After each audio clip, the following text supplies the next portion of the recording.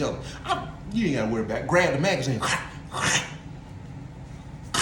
put one in the head instantly. So I go to walk outside. Her mom, no, boo, don't do it, boo, don't do it, don't. Man, watch out. I go outside. I jump in the Impala, gold with the black tips, looking like a homicide detective. Keep in mind, I had to work on it. When I got back, I put 7 zips in the spot. I had 2 on me. It's 9 ounces. I take 1 to the dude where I took my kayak. I'm finna get it cooked up. He gonna sell it. I got the other one I was finna take somewhere else, but it's still in powder form. It's still like Christina Aguilera, my jury too loud, homeboy, I can't hear you. I ain't even thinking at the time. I ain't even thinking about it at the time. I got Pyrex jar with residue. I got scales with residue. I got the 9 on me. And now I got the AK-47. I ain't got no license, no nothing. And I'm already on the run. Clearly at this point, I ain't lost my mind. So look, check this out. Check this out. Commercial break me real quick, please. Hey, look, if you ain't already got the book, I need you to do me a favor. Go support the kid and get the book. Even if you don't read, just go get the ebook. The ebook is on sale right now for $12.50. This book is on sale, I think it's $20. You can get both books together for $25. If you've been asking about the audio version, the audio version is on my website, jtb3.org. Go to the 3 lines at the top. Go to shop, then go to store. Stroll down, because I got my books on there, I got my ebooks on there, I got my clothes on there, and you're gonna have to stroll so you can see the the audio version. The ebook and audio version are 2 different things. But anyway, let's get back to the story. So I had been tired at this time. I ain't even gonna tell you that part. Because that's really a whole nother story. Matter of fact, it is a part of this story.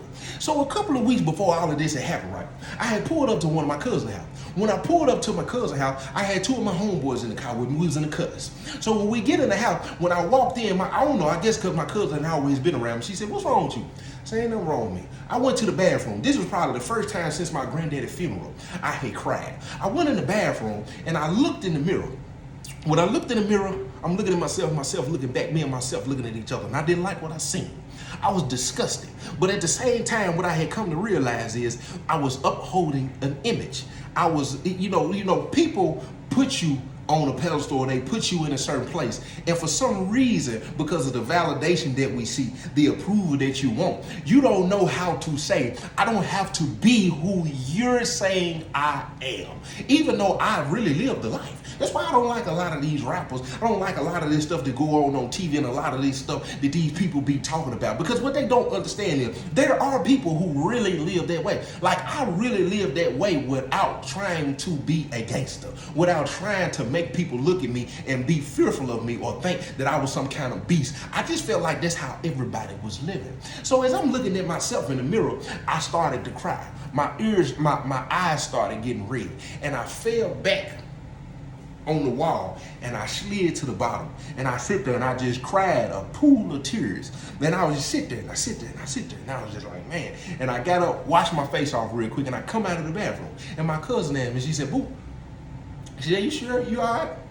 And I told her, I said, "Cuz," I said, "I'm tired of being on the run." She said, "Well, go on down there and tell yourself in." I said, no, wait a minute. I said, now, I said I was tired.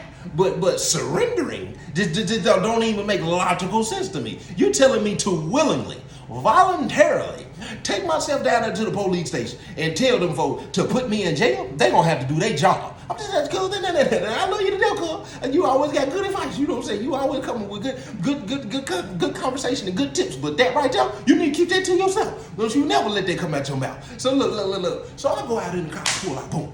And that was at that point, like, I was tired at that point, you know what I'm saying? And the people who know me know I ain't never drank, you know what I'm saying? I had never been high, none of that. But on this particular day, I was actually gonna drink. I had asked my cousin to go buy me some Hennessy, which she did, and I told her it was for somebody else because she asked me who was it for, and I told her it was for my homeboy to be cooking the work for me. But really, it was for me. I was gonna try. I was gonna take a little sweet. She went and bought it for me. I set it under the seat.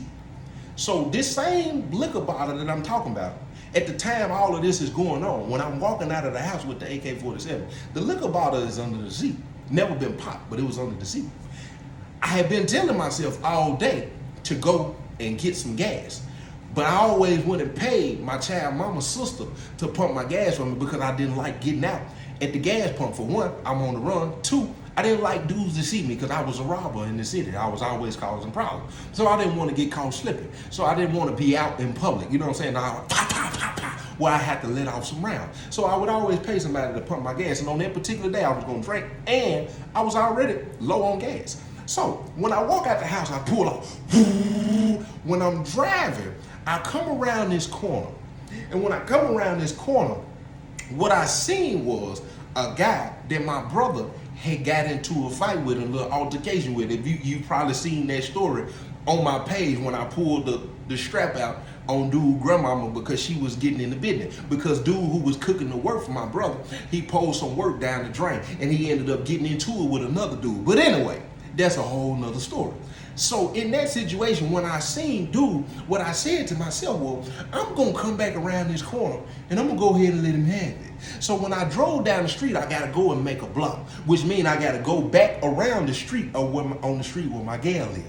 But me and my homeboy had fell out. Me and my homeboy started having a problem. Me and my best friend, love him to death still to this day, that's my guy. But it was rumors circulating that he was sleeping with the gal that I'm going with at the time, which is the gal when I was sleeping with her niece. And my homeboy was also sleeping with the niece too. And come to find out, my homeboy's supposed to be sleeping with the gal. But I didn't believe that about my homeboy. Now, I believe a lot about anybody else, but when it comes to this particular person right here, it was just hard for me to accept that. I had a whole bunch of people telling me, man, you know dude's supposed to be dudes. Oh man, he ain't gonna do nothing like that.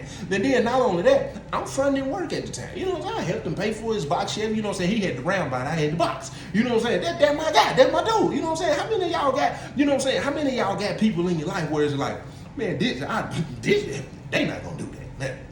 Now everybody else, you know that, but matter of fact, you need to even quit putting that on their name. You know what I'm saying? Because we ain't even cut like that. See, he was this homeboy, but come to find out this was true, which is a whole nother story.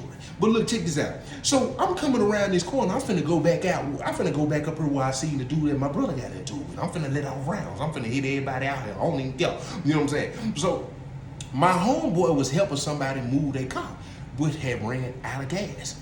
My homeboy pushing this car, and while they pushing this car, they ran a stop sign. So when they ran the stop sign, my homeboy ends up in front of me. I got the AK-47 sitting in the passenger seat of the car, like it's my homeboy, which was my homeboy at the time. So I say, homeboy, I say, what you feeling like? My homeboy looked at me, I looked at my homeboy, me and my homeboy looked at each other. My homeboy said, you know, I'm feeling kind of full. He said, can you at least let off half of me? I said, surely I can. So I reached over and grabbed my homeboy. My homeboy said, you know you're gonna have to pull that little thing back. I like how it sounds. I said, I like how it sounds too. So I put my finger on the thing, and when I put my finger on it, I could feel the coldness of it, as if I haven't touched it in a long time. And my homeboy said, ooh, your finger's warm. I said, I know it. He said, now hurry up. I said, and when I did, my homeboy said, ooh, I love it. So by that time I rolled down the window. When I hit the window, the window started coming out. When I rolled the window down, I pulled the chopper out. My homeboy, I sit him on the rearview mirror right there, on the little mirror where I can look. I sit him right there. He said, "Ooh, I like the position." He said, "You all right?" I said, "Yeah." He said, "You sure you can shoot me? You sure you can do that over here?" I said, "Man, quit playing with me." He said, "All right, I'm telling you now. I got a little kickback in me." I said, "Man, whatever." So my homeboy in front of me,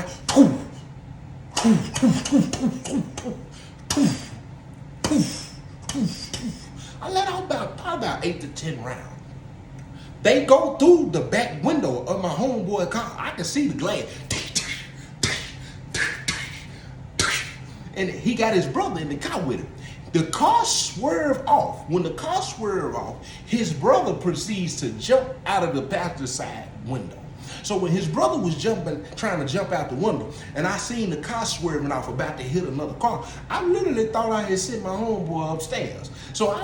But at that time, I pulled off. And I'm not even thinking, let me tell y'all something, commercial break, please. I'm not even thinking at the time what I got going on can send me to prison for the rest of my life. I didn't realize that 5 or 10 seconds of